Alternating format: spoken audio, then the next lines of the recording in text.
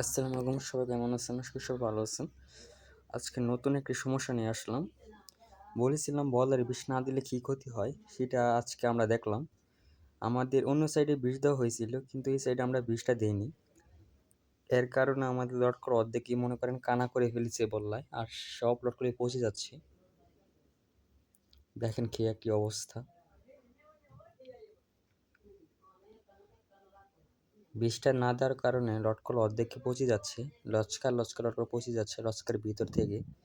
এটার সমাধান একটি, এখন গাছে উঠে উঠে লটকলটা যে জায়গায় পচা ধরেছে সেই জায়গা থেকে ছিঁড়ে ছিঁড়ে ফালতে হবে, যেটা হালকা কানা করেছে বা পচে গেছে। মনে করেন অর্ধেক লটকলই পচে গেছে, মনে করেন 3 মণ লটকল হবে গাছে। যদি এরকমভাবে যদি পচতে থাকে, মনে করেন অর্ধেক লটকলই পড়ে যাবে।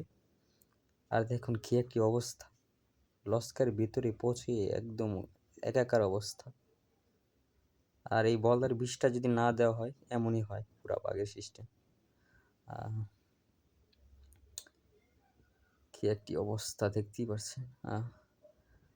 আর এটাকে পাড়ারও টাইম হয়নি, লটকনটা অনেক কাঁচা, কিন্তু 1-2 দিন গেলে ঠিক হয়ে যাবে। আর দেখেন চামড়াটা খালি পচে গেছে, কিন্তু ভিতরে একদম ভালো,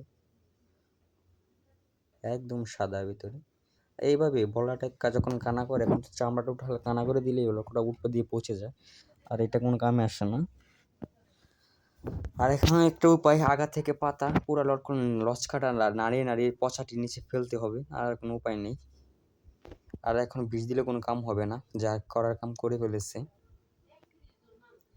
আর এটা হালকা একটু পাখা ধরলে এটাকে পেরে ফেলতে হবে, আর কোনো উপায় নেই। আর পুরো গাছই ভর্তি লটকল, 3 মণ লটকল হবে। যদি এরকমভাবে পচতে থাকে, কমসে কম 1 মণ লটকল এমনি পচেই যাবে।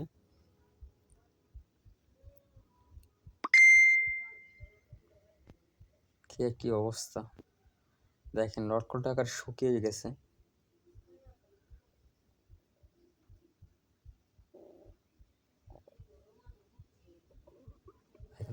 দেখেন কি অবস্থা দেখছেন, লটকলটা পরে একবার ডালের উপরেই পচে গলে একদম একাকার অবস্থা।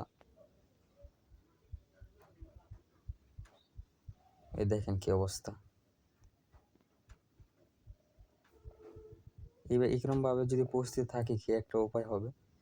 আচ্ছা, এরকমই ভিডিও দেখতে চাইলে আমাদের চ্যানেল সাবস্ক্রাইব করতে পারেন। নরসিংদী জেলার ঐতিহ্যবাহী লটকল।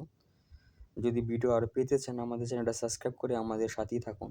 Tata, bye bye.